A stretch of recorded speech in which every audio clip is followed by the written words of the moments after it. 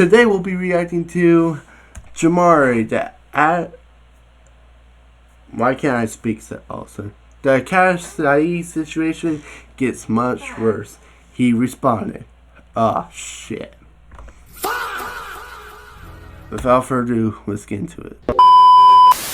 So, the last time we caught up with stand-up comedian, co-host of the Flagrant podcast, Akaash Singh, things were not going very well for him. As for years, Akaash had painted his home life as some sort of fairy tale, almost as if he had found the needle in the haystack and was married to the most pure woman he could ever imagine. My wife also hadn't had any sexual partners, so that helped us connect a lot more. Now, let me ask you this. How do you believe it?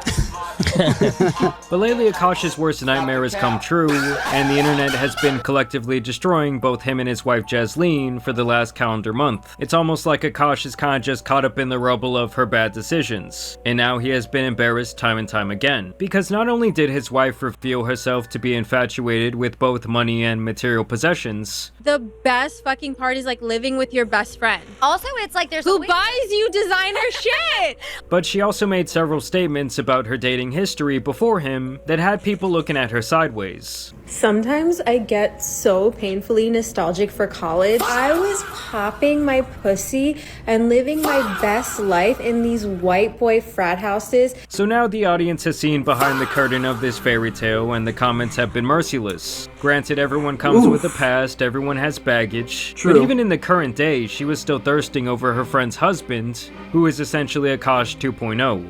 And it's kind of weird because I'm talking about your husband. I just know that Nav's dick is like at least 10 inches. And since my last video on this topic, the Akaash files have only gotten much worse. We have some more embarrassing clips resurfacing from the past. We have updates on Akaash fleeing to Dubai. Maybe look.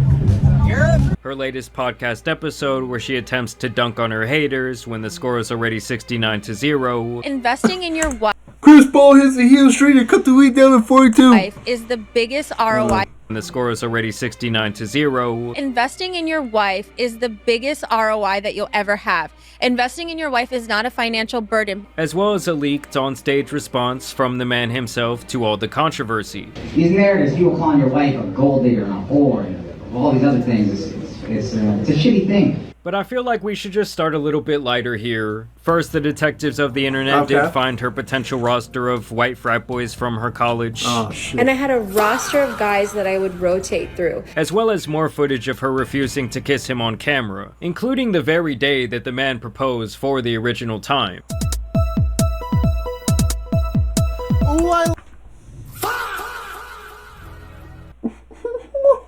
That wasn't the first time.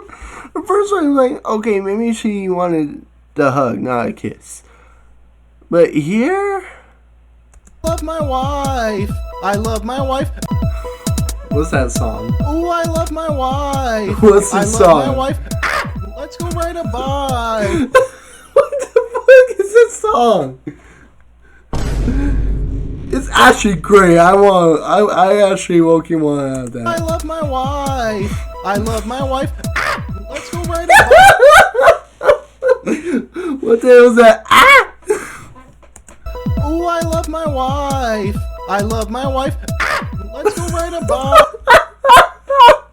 Where's that ah from?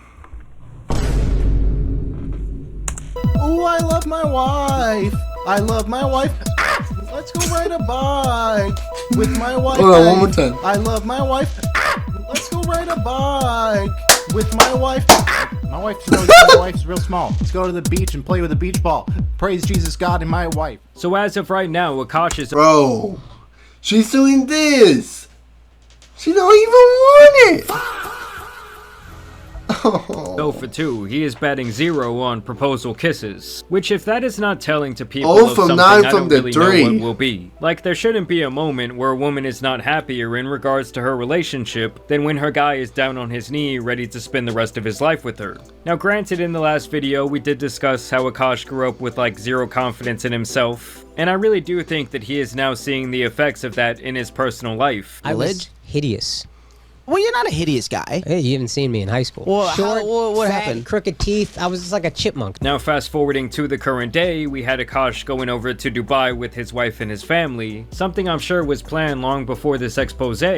And of course, she decided to document the entire thing on her TikTok page. Good morning. It's a beautiful day in Dubai. I am getting a massage. Akash is a little tired, so he's gonna go stay sleeping. I have an appointment at Chanel, and I'm gonna run around the room because I'm so excited.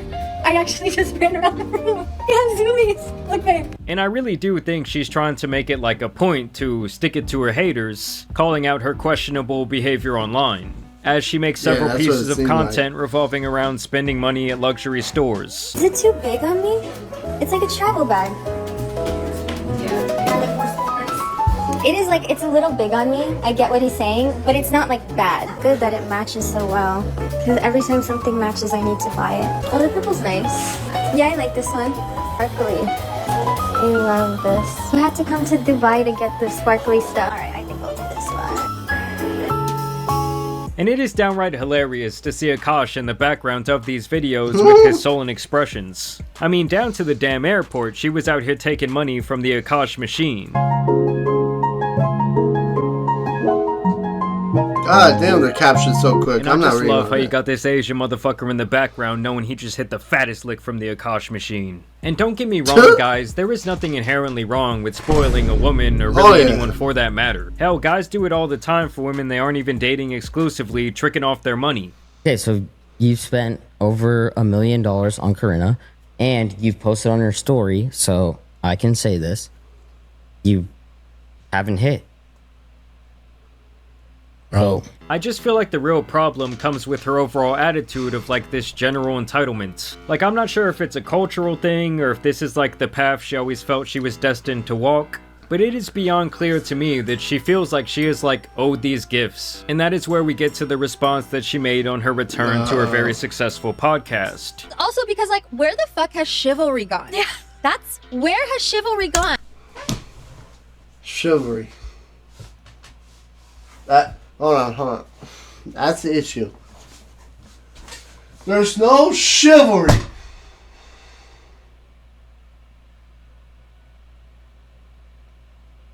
No chivalry.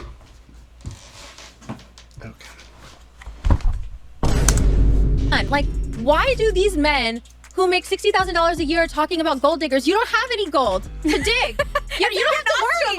You don't even have to worry about it. That's it's like, a comment? bro, we're not even talking about you, because the guys that are actually in the 1% tax bracket, they want to do like the things that my husband and Nav are doing. They want to take care of women. They don't want us to be stressed. They want to be in our divine. They want us to be in our divine feminine energy. Now, to be clear, most of the people she's talking about here, these red pill creators, are at the very least in the top 3% of earners in the country. True. I mean, a lot of you already know that I'm not like a red pill guy myself. In fact, I've spent a lot of time roasting these types of creators. But man, does she keep supplying them with more ammo than Reagan in the Iran-Contra affair. She gets into this divine feminine energy, this divine feminine aura. In return, she starts taking care of you in a much better way. Investing in your wife is the biggest ROI that you'll ever have. Investing in your wife is not a financial burden. And it's interesting that she talks about this like divine feminine energy when it is defined as the following: a spiritual and cultural concept representing nurturing, intuitive, and creative qualities, such as empathy, sensuality, and interconnectedness. When she has literally admitted on multiple occasions that she doesn't do anything. She doesn't cook, she doesn't clean, she doesn't show this guy affection.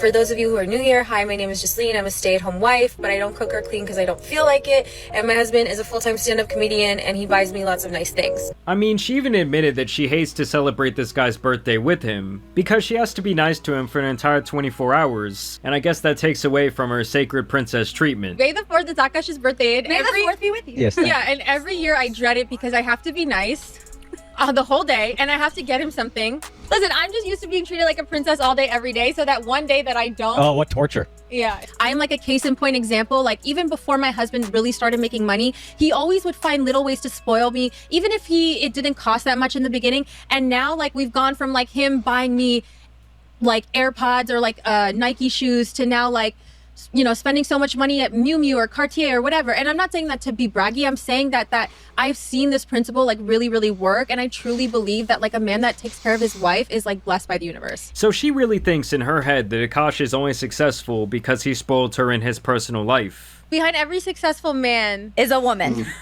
Wait, what is it? What's the saying? Is a great woman. Oh. That was anticlimactic. Keep in mind, Akaash claims he works over 320 days a year, and he has been grinding his comedy career for 20 years now. So to suggest that him spoiling her is the sole reason that the universe has provided him with monetary riches and fame is honestly beyond delusional. I mean, let's be honest, no one even knew who she was until around a month ago. And so like when I was training my dog, this is no joke, I read this dog training book, and it says in the book, like, the true alpha of the pack is not the dog that barks all the time, is super defensive, insecure. Like, those are the red pill guys. The true alpha of the pack is the calm one. The quiet. The like leads with dignity. And not only does she have that dog trained, but she also has Akaash on the very same regimen, because he totally buys into this idea that he is forever indebted to her because she was with him when he was broke. And he says like she could have gone and married a doctor, but she stayed with him instead. And this is where his onstage response comes in, as Akaash tells the crowd a little story from their past. These narratives, people calling your wife a gold digger and a whore and all these other things, it's a shitty thing. So I'm going to tell one story that I have never even told her. Honestly, she has no idea of this story. My wife and I met in 2014. I was not making much money. I was getting $25 a night doing stand-up. I was on MTV shows that paid dog shit money. If she was a gold digger, I didn't even have 10 to get the bitch, to be honest. But then in 2018, I went flat fucking broke. 34 years old, I probably made $4,000 that entire year.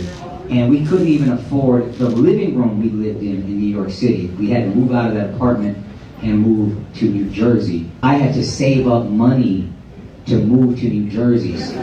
So we had to stay on her friend's couch for almost a month. We were basically homeless for a month. So I could save money to move to New Jersey. And I remember the night before we went to the couch, we had to stay in our apartment illegally. Me and her sleeping on a hardwood floor. I'm 34 years old. She's 25 years old. I'm looking at this girl like, man, you could go be with an Indian who's a doctor, like a real Indian. You're a beautiful girl.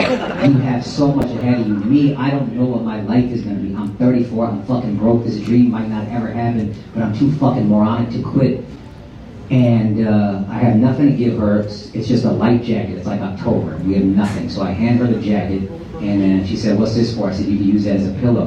And then she goes, well, what are you going to use? And I said, I'll figure it out. She handed me back the jacket. She goes, you take this. And then she laid with her head on my chest and her arm around me the entire night. And I remember thinking in that moment, this is why I haven't shared this with her, because I remember thinking, I don't know if I'm going to be able to marry this girl because I'm so broke and I'm in such a bad place and it's a dark fucking time in my life. But I know I will never find a girl that loves me this much ever again. And I will never find a girl who rides for me this hard ever again. Don't clap. Nah, that ain't it, y'all. So yeah, I just think his attempted damage control was weak at best. Granted, I do not think that he planned on having this part of his set leaked. And on a more human level, I do feel bad for him still, like enduring this tsunami online. And there definitely is some merit in being with someone when they have nothing and staying with them through that. And I don't think it's necessarily wrong to like bask in the benefits when they do become successful. Oh, yeah. But like I said, No. the entitlement is just off the charts and she's out here saying all this wild shit. And I think she can't see that that is like the issue that most people have. That is why everyone is pointing and laughing in Akaash's face. And in this last clip I have for you guys, you will see exactly where her mindset is regarding finances, as she talks about the idea of a man asking for a prenup before marriage. Is it just me, or is the idea of asking a girl to sign a prenup? Oh yeah, I didn't mention this. Here's a reason why he can't leave, because she'll take everything. Because he didn't sign a prenup. Which means she wants it. When they divorce her, she's getting it. So it's pretty much you either stick with her or she ruins your life. I'm being so dead ass. Right. If you're going to marry, sign a prenup because you don't know what's going to happen. Because if she cheats, he has to stay with her.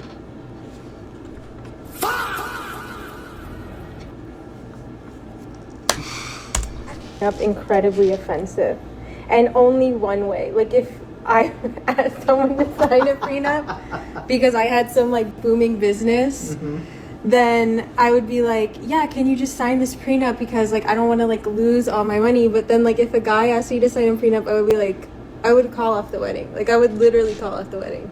You would have called off the wedding if I asked you to sign a prenup? Yeah, like I'm not even joking. I had no real ability to, since you were with me when I was broke. So once again, it's like because she was with him when he was broke, Akaash will forever remain her doormat. You're a sexist. Now he's trapped. That's the thing. I'm a about feminist. you. That's what we coded as, but you're a sexist. And to be frank, most stand-up comedians are lucky if they make it by their mid-30s. Yes, there is this acceleration now because of podcasting, but even then, the majority of successful men and women in this space have been grinding for 10 to 20 years before they see any monetary value. It kind of just, to me, shows like, I don't know, like it's like kind of like you're not like you're already not being generous in like as a man you're already not being generous, and I feel like men should be generous. And what should women do? Be spoiled. Okay.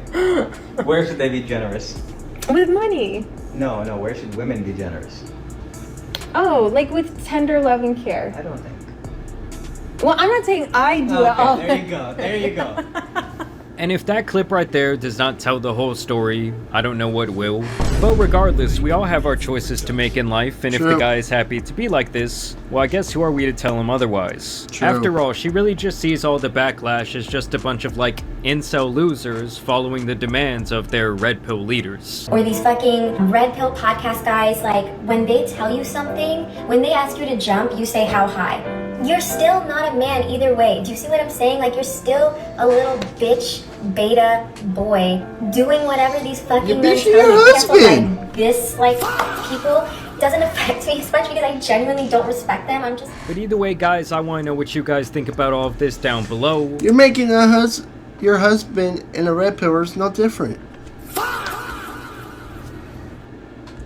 It really does seem like it's just going to keep getting worse and worse for Akaash. I mean, I honestly can't wait till he replies on the actual Flagrant podcast, because at this point he's going to have to do that, or their comment section is going to continue to just be a war zone. So I do look forward to covering that response. Y'all make sure. Alright, keep your nose on, y'all, because there's going to be a part 3. Hope you all enjoyed that video. Let me pull up the screen. And I will see y'all later.